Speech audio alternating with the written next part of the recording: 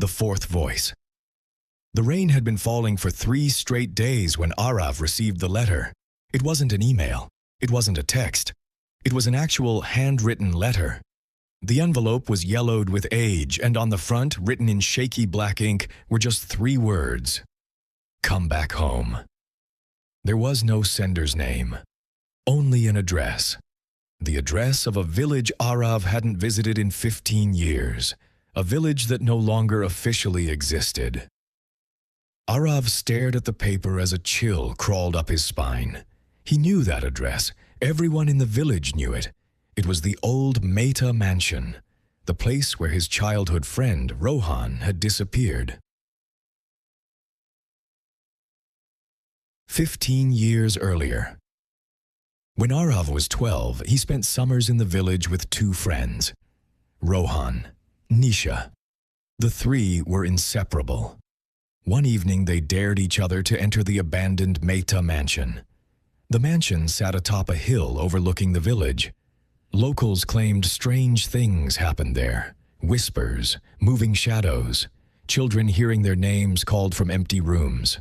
Of course, they didn't believe any of it. Children never do. They entered just before sunset. The house was enormous. Dust coated everything. Furniture lay overturned. The smell of mold hung thick in the air. At first, it was exciting.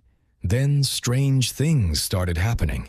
Footsteps echoed behind them. Doors opened by themselves.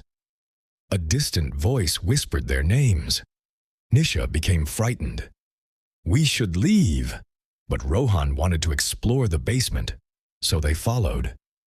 The basement door stood at the end of a narrow hallway. It was locked, or at least it should have been. The moment Rohan touched the handle, it slowly creaked open. Inside was darkness, absolute darkness. Even their flashlights seemed weaker, as though the darkness swallowed light itself. Then they heard it. A voice, a child, crying, somewhere deep below. Help me! Nisha immediately turned around. I'm leaving, but Rohan moved forward. A kid's trapped down there. Arav followed, against every instinct. The staircase descended farther than seemed possible. 10 steps, 20, 30, 40. The basement should have ended long ago, yet it continued downward. Then the crying stopped. Silence. Heavy silence, the kind that presses against your ears. Then a new sound emerged, whispering, hundreds of voices, all speaking at once. Nisha screamed, her flashlight died, then Arav's, then Rohan's. Darkness swallowed them whole. For what felt like hours, they stumbled blindly, calling each other's names. Eventually, Arav found the stairs again. Nisha appeared beside him, terrified, crying, but Rohan never answered. They escaped the mansion. Villagers searched for weeks. Police searched for months. Rohan was never found. The mansion was eventually demolished. The village slowly emptied. Life moved on, or at least everyone pretended it had. Present day. Now, 15 years later, the letter had arrived, and at the bottom, beneath the address, were 6 words. Rohan is still waiting. Against his better judgment, Arav drove there. Nisha refused at first. Then, after seeing the letter, she changed her mind. Because she had received one too. The exact same letter. They arrived at sunset. The village was abandoned. Nature had reclaimed most buildings. The roads were cracked. Trees grew through walls.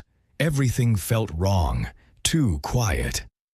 But what truly froze them was the hill, because the mansion stood there, exactly as it had 15 years ago. Impossible. The house had been demolished. Arav had watched the bulldozers himself, yet there it was, untouched, waiting. Nisha whispered, "We shouldn't be here." But the front door opened before either touched it. Inside, nothing had changed. The same furniture, the same dust, the same smell, as though time had stopped. Then they heard it. A familiar voice. Guys. Rohan. The voice came from upstairs. Arav's heart nearly stopped. No! Again. Guys, where are you? It sounded exactly like Rohan had when he was 12. Not older, not deeper, exactly the same. They followed the sound, room after room, hallway after hallway, but every turn seemed wrong. The layout shifted, doors appeared where none should exist, windows vanished, time lost meaning. Then they reached a bedroom, and there he stood, Rohan, 12 years old, unchanged. He smiled. Arav. Nisha, you came back. Neither could speak. How? Arav finally asked. Rohan looked confused. What do you mean? You guys left 5 minutes ago. Silence. Arav felt his blood run cold. For Rohan, 15 years had not passed, only minutes.